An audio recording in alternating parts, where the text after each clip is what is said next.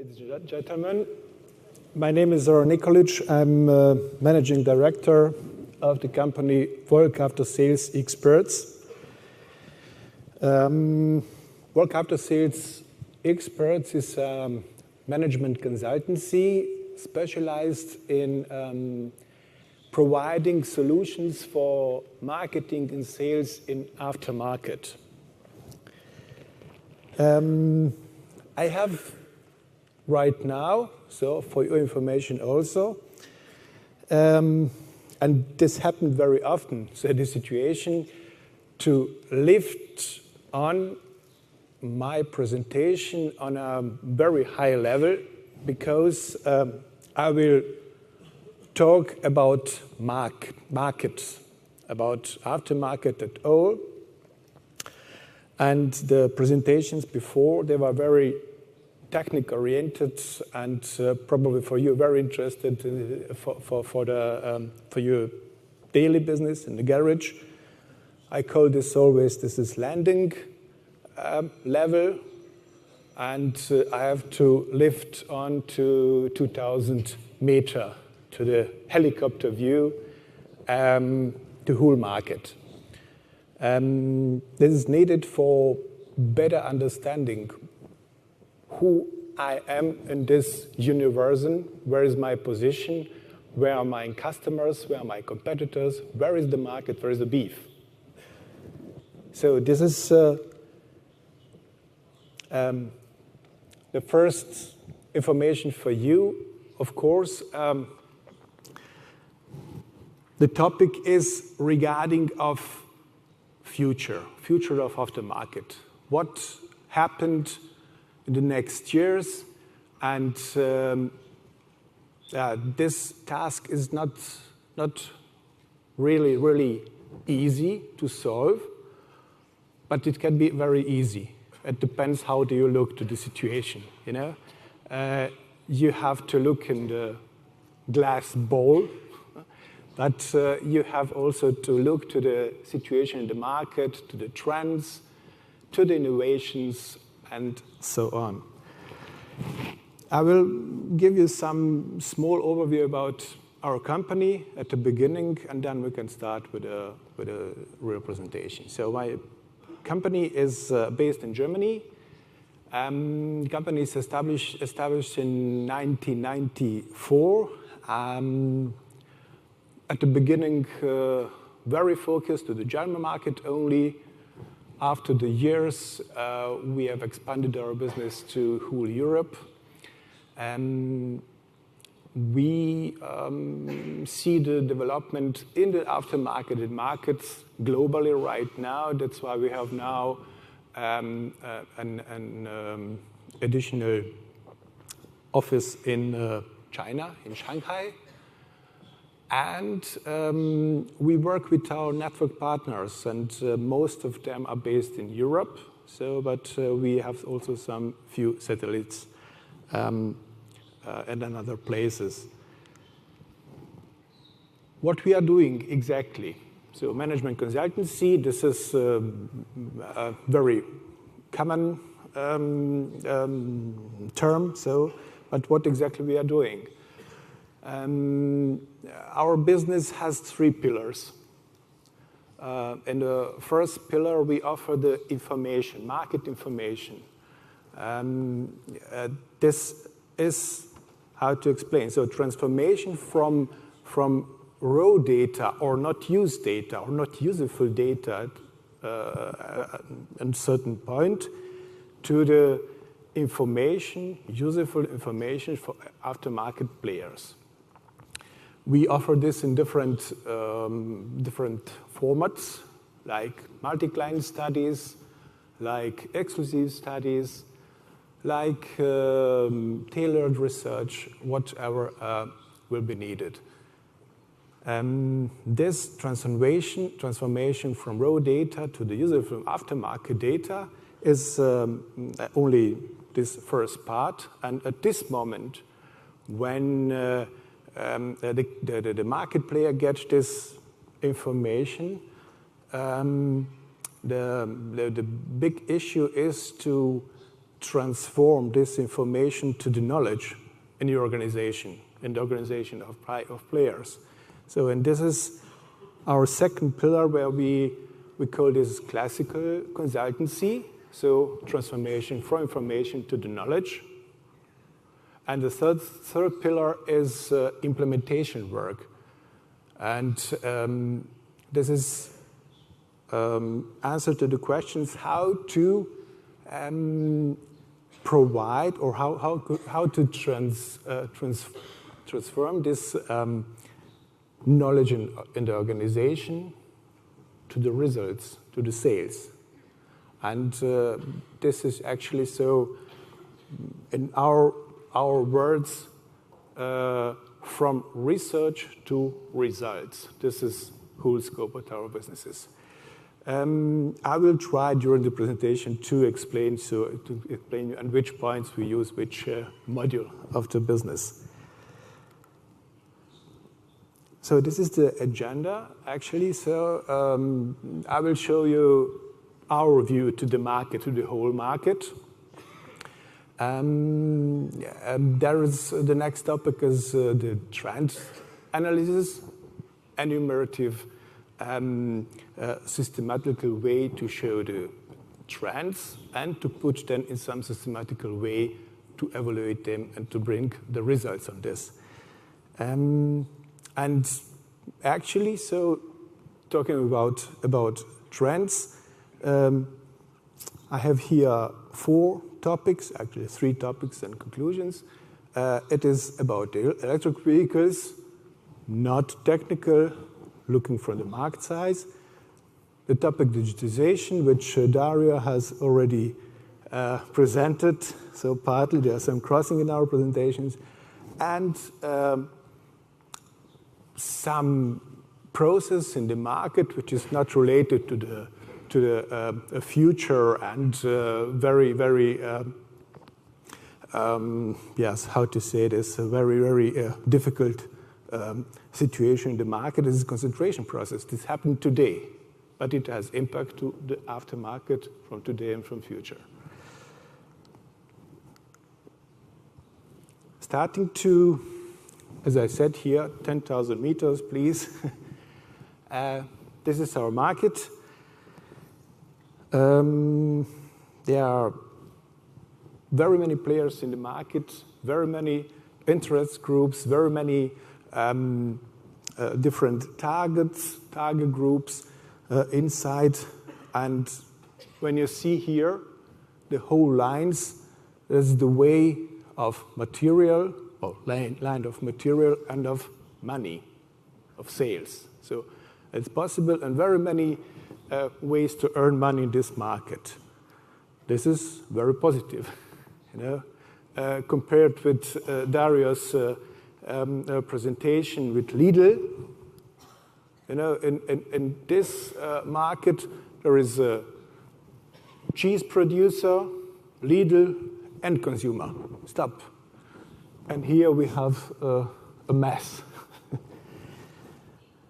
So what is good also to see here, additional market players coming from the right side, from this area, new players actually who enter the market. And then we have here in the middle of the graph, if you can imagine, at the left side is independent aftermarket, traditional aftermarket, independent aftermarket. At the right side is very lean distribution chain of OES. And in the middle is this so-called alternative aftermarket, independent mostly. So where also some new players are coming or already acting inside.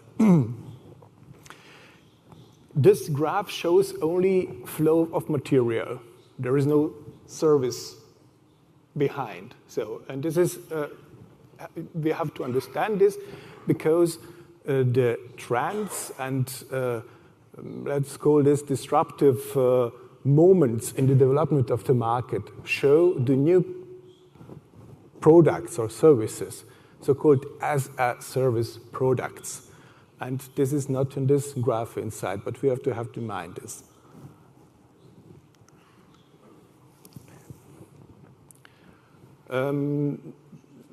Europe contains, in our analysis, of 35 countries. EU as a whole, Turkey also, Russia, Ukraine, and so on. 35 countries, continent, European continent is in view. And there's some, there's not one market, there are very many different markets clustered in 9 clusters. And perhaps the best way to see here what significant differences between the markets is to look the share of car park in whole Europe and the share of aftermarket value at the end consumer level at another side. We can start here with, I think this is Germany, Switzerland, and Austria, the first one, because I have another. 16.5% of total car park in Europe creates in German area 20.6% of total aftermarket. So for comparison, here France, Spain, Portugal, Italy as another cluster. The balance between aftermarket share and car park share is quite similar, quite same. Yeah? 29, almost 29.3, 29.4. It means it is a balance. And maybe complete another segment, Russia, Eastern Europe, complete Eastern Europe, 16.1, similar share of car park like in Germany, but this car park creates 11.4% of total aftermarket volume. So it's possible to see on one view here in this chart the structures and the development of each segment of the markets. Just for your overview, how the situation currently looks like. So, and this market is status quo, and our market as well, the whole world, actually, all segments of our society is faced by those challenges, and we have to look what's the impact to the market. So generally seen, how to manage the future. So how we are doing on. At the first point, we look to the trends, and trends creating a demand. Creating the demand on, concretely here, service and parts for aftermarket. If the current portfolios cannot fit this demand, are coming the innovations. Our colleagues here create innovation based on this demand for the trends. And trend is created by each of us. We are creator of those trends. There is also an opposite way sometimes where the founder, some very, very smart guy, start up, so create innovation, and this innovation creates new trends. So this is one circle which is always moving and changing, and this process creates the changes. So in each segment of our life. But which trends we have right now in view? And this is again trends related to the society. This is what I've said here. Who creates the demand and new trends? Society. And which characteristics have our common society today? What are the biggest mega trends, let's call this? This is the question of urbanization, the movement from rural area to the urban area, very, very strong in the last time overall in the whole world. This creates at another point, especially in urban areas, the share economy code. Share economy. The question is, do I have to own a car to be mobile for my needs, or I can share with another people in the urban area? So this happened very often last time. Everybody knows the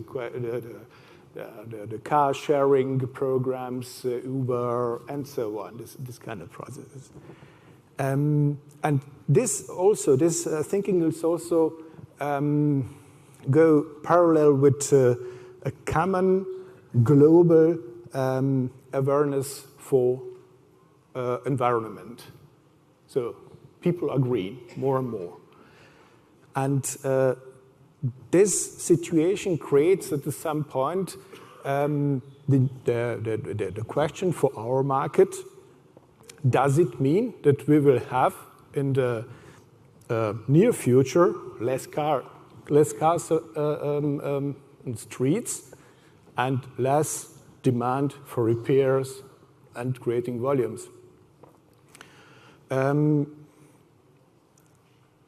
This question we can answer maybe later. There is also always the question, if we have in view all of us two parameters for the aftermarket. There are two important parameters: the car park and the spending per car. This creates our volumes, this creates our business, our sales, and so on. So, and this one, or those trends, face the first one, car park. On a certain point also, what are the spendings for the cars already exist in the car park? What I want to say here, if we talk about this here, about the situation, sometimes will be less car in the car park. There is another question which is very, very relevant. Is car park the most important thing, or driven kilometer per year?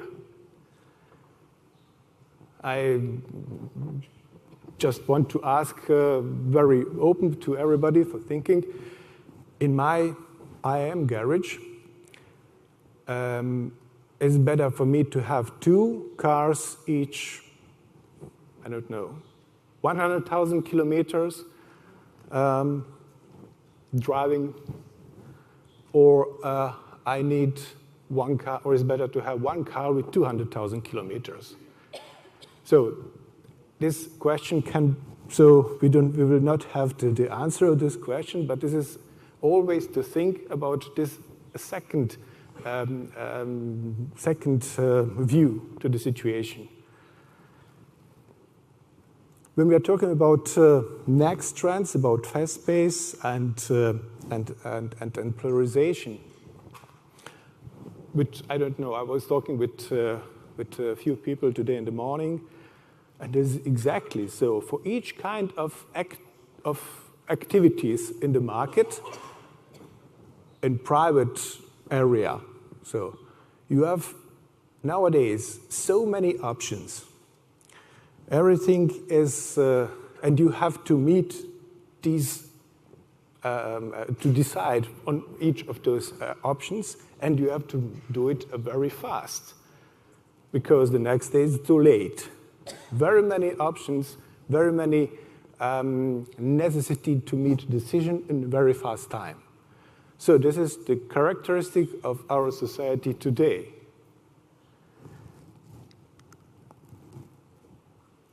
The next point which has a direct influence to those parameters what I mentioned before, car park or driven kilometer, and the spending per car is development of technologies. And the colleagues here were talking today very, very, very deep about this development we have seen, and you know those also. So digitization is a point, alternative powertrain, whatever. The connected car is a very big issue, and this 3D printing will be at some point also a question about this, and AI is a yes, how to say, yes, this area which is not present right now, or we don't have direct contact with this. But in certain moment, it will come as a reality to us without knowing this. So, and it's also something what can be very, very big influencer to the market and trends. The next step is also close to this question here, market players. As I said here, new players are waiting to start, to be part of the market. The traditional players are making movements, concentration process is going on, and general globalization. So it's all of partners here which have a presentation, they're globally acting. Global players, and majority of them are global players, and you have to be aware with all kind of differences worldwide.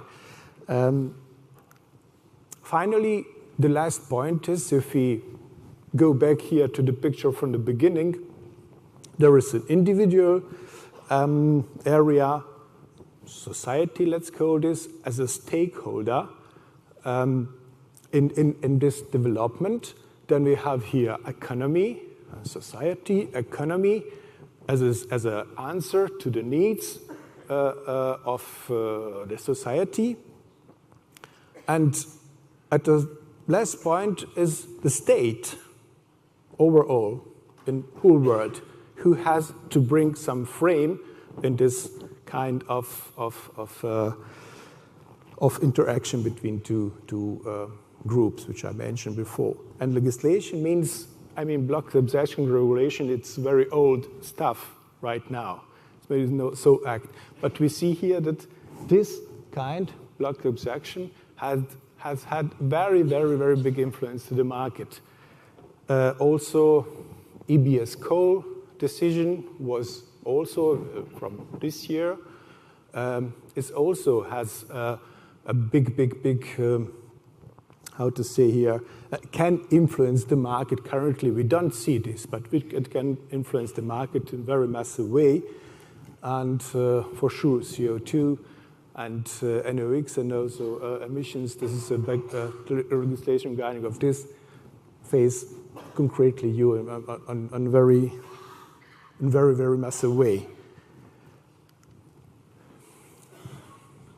When we put all of those, or most of those factors here in a matrix and having it on one side, I mean, how to come to what is important, what's not important, what should I face right now, what is maybe later important for me, it will come to the situation to compare time, at which time is probability of occurrence real now, and the intensity of the influence of the market. And in this graph, it is actually to look in the first, this is classical trend analysis graph, so to look to the blue area, because here is time very, very low for the entrance, probability is very high, so like here, and the intensity of influence is also very high. Means this is those points should have right now in view. We have asked from Wolk After Sales Experts by 50 important players in the European aftermarket regarding of exactly this question. So to be sure, is this in line? Our thoughts and the thoughts of the market outside. And this is the result. For me, a bit surprising. Well, actually, it was the question regarding of 2028. So the most important trend is assistance systems, or how to say, the share of assistance systems, increasing share of assistance systems in the vehicle park right now. It has mostly the influence to the crash repair market, but also with some another connection also to another areas also, because it's electrification and control units control everything, and there is also the biggest impact. Afterwards come digitization, so then alternative drives, not so important. Change in mobility behavior, this is what I was talking before also, but not so. And car stock changes, like, for example, the changes now, what we are talking about, diesel situation right now, also not so important, and self-driving cars, almost not important for 2028. Okay, this is the view for 2018.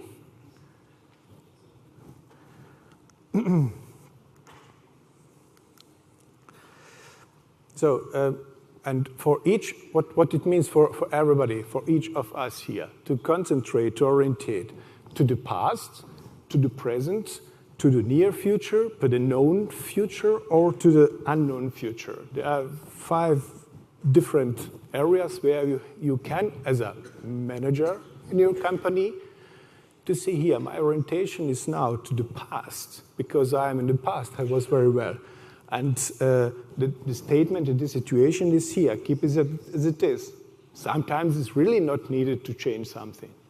So if you have orientation to the present, you have another statement and another attitude you provide, you give to your organization. It is necessary to have this in mind, this kind of orientation. What is the statement behind, and what is the attitude? How to communicate this? Because later you will see here, it's not only one way possible. It's probably in several situations you have to change this kind of orientation, statements, and attitude. So the topic about electric vehicles.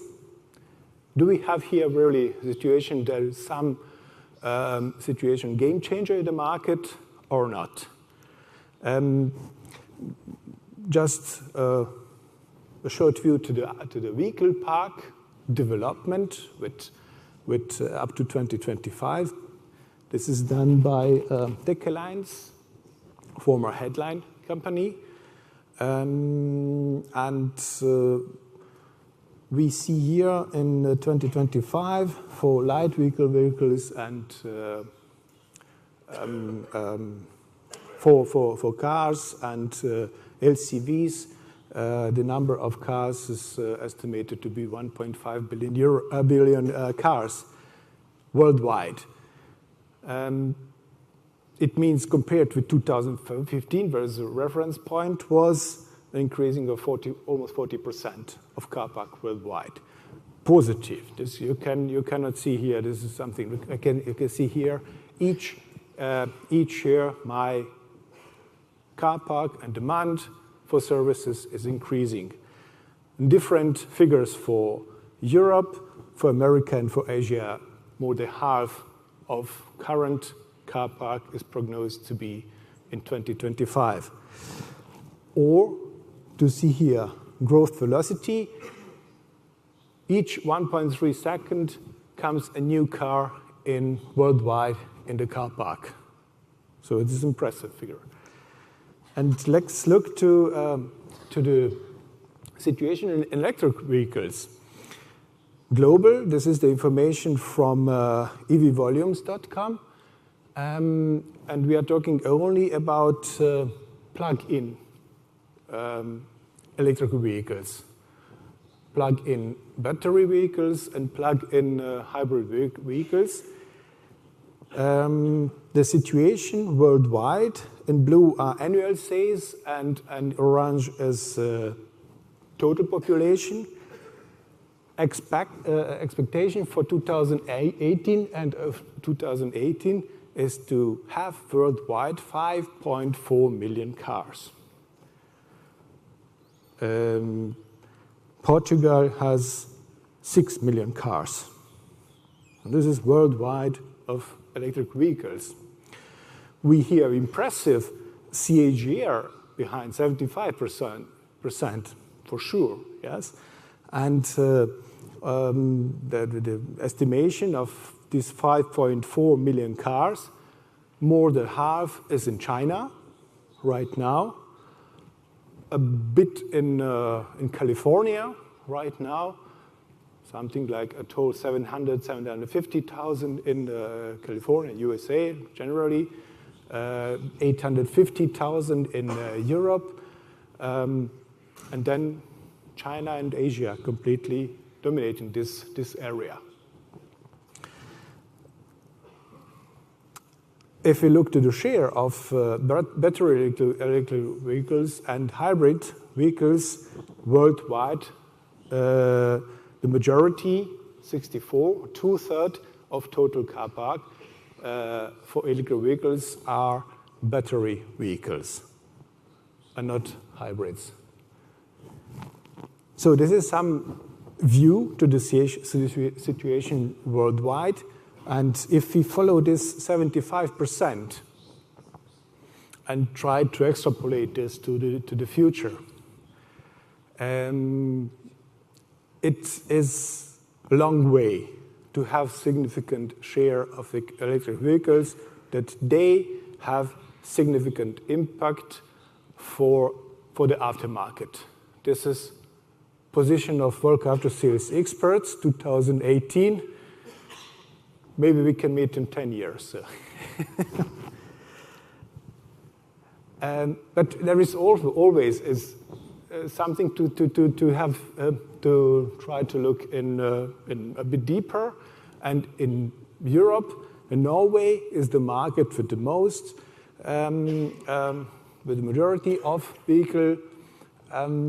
electric vehicles. They are doing this consequently. There's 5.1 share currently in Norway of plug-in electric vehicles. Dario, you look to the clock, yes? Yeah. How many? I don't have here. I'm sorry. So target for Norway is to have in 2025 100% all new sales, new car sales, should be electric vehicles.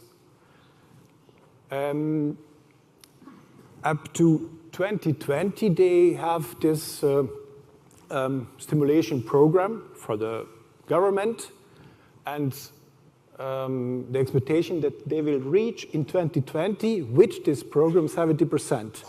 The question is, what happened after 2020, up to in the next 5 years, without stimulation program? So,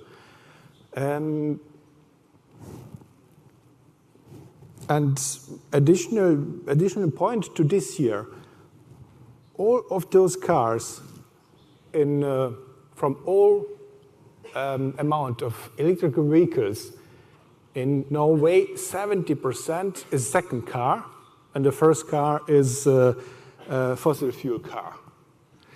So it means there is, it could be something like, okay, I have a second car for the short distances and so on, but if I have to be really have a mobility needs and so on, I have to have another car. This is the attitude from Norway, from our view right now. The next topic, as said here, this topic of digitization and business models and business as service models and new players, and it's everything connected or in very, very related to the situation with connected car. Why with connected car? Because due to the legislation from European Union, from 1st of April 2018, all new produced cars in European Union should have this e-call and B-call, S-call, emergency call, a breakdown call, and service call integrated. And the question is always to who get this information, because this is the direct contact from another part in this situation, vehicle manufacturers to the car. Direct communication. So in the past, for loyalty programs, you had to have a contact with a car driver, via car driver, to create a loyalty program, to know what is with the car and to bring the car into service. Now it's direct communication between provider and the car. And this is the first time in history. The situation is that after the changing of owner, after in average 4 years, the next owner of the car is already connected, or car is connected still to the provider behind, without knowing that the new owner knows this or should know this. This is the situation right now, and that's why is this very, very specific and very, very, sensitive topic. You know, the final decision is done as following. The Commission said that independent aftermarket providers and OE providers have this problems between who get the data behind, and the Commission said, you know, you have to sit together and you have to talk about this and find a solution. So, and currently is as a vehicle manufacturer in better position than independent aftermarket provider. I will speed up because this slide, I think, yes, I saw already. This is the possibility to have connection with a service provider in the car, from the car, and there is also another possibility, having some device, some dongle device, and being directly connected via dongle device, via OBD interface with a service provider. This is another possibility for the independent aftermarket, which is still existing. So this is connected cars, and there is one word, but very many different topics. But this is very important and most important for us in this situation right now. So let's talk about the next players in the market. We're talking about intermediates. If we look to the value chain of the aftermarket, starting by car manufacturers or parts manufacturers here, via trade and buying groups, via distributors, via wholesalers, garages to the end consumer. Demand is coming from another side. We can see here up to garage, we have here B2B and contracted business, a B2B business. Garage to the end consumer, this is individual contract always. It's not contracted business. So, and in this area between garages and car drivers, we have here new players inside, already existing, but also the new ones. Let's look this. The first of all, this is insurance company, which have insurance company. Each car should be insured. There is a contract with the car driver, where this contract is possible also to route this car in case of damage and needs to the garage. Automobile clubs also, so breakdown service is most important stuff, but each automobile club has a contract with the car driver, second contracted market. Also, leased cars, leasing companies offer more and more, so full service contracts and so on. Also contracted cars without having some different negotiation between car driver and the garage. The provider between, this is the intermediate, make this business already. And nowadays, online service portals, where the car driver has the possibility to be the part of these portals, and via this contract with the portal to be routed in garages and services which are offered by the service portal provider. So therefore, possibilities for new additional businesses, and to have this to lift on this contract to the B2B contracted business. Here is the overview. Who is routing already right now? We see again here vehicle manufacturers, why they, because of in the area up to 4 years, it is typical OES business, so mostly via guarantee, warranty, and so on. And the next time via connected car also. Insurance companies offer to the whole market. All of car drivers have a contract. Last time they offer also the contract of servicing, not only for crash repairs. And then here, the online channels and via telematics, OBD dongles, this is the business which is coming. Yeah. Where is this already works? The routing, when we're talking about online business, where it already works. So by online, we're talking about online shops for tires and accessories, because we are talking about B2C products. Each car driver can order his tires or his accessories without to know what is the article number and then so on. This is pretty easy job for B2C business, and in majority of cases, when the car driver orders this product, he will be routed to the service, to the garage, which can fit this or make a montage. Online service portals I've mentioned before. Workshop chains also have the same routing situation, and web shops, only few of them offer this program, even if it's good.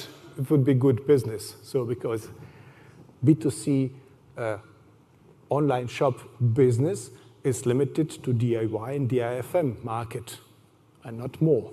That is currently the situation right now. So here is also like Lidl and so on, what Daria has mentioned here, who can be also in the next time energy providers, and so who can be intermediate. Here is the explanation of, I have to speed up, you see here, the explanation of different online business models. As I've explained before, there are 6 different. Most important of them are online shops and garage portals. Talking about the disruptive models, we here and we have identified due to the requirements for disruption. And the definition, what is this disruption? There is only B2C online shop business is disruptive business model in the aftermarket. Based on requirements on this here. There is over offer, so more than needed, more than the needs, will be offered to the one target groups of one product. The parts distributor offer everything what is necessary, what is possible also to the garage, the parts. So, and then comes a new player, B2C online shop provider, who provide the same product, car part, to another target group. This is end consumer. And with the time, in this point, he disrupt the business, the common business of the end consumer, of the parts distributor and the garage. And with the time, more and more garages, you will agree with me, order also via web shops, also the parts. So this is disruption in this business because of overloaded offer from the distributor to the garage. I hope you will agree. So concentration process, there's only one important thing. Here is the situation in 2016, where compared from 2011 to 2016, the turnover of major distributors in Europe has been doubled. Of course, there are some changes in the ranking. Some of them were acquired from another one. New players came, LKQ, and so on.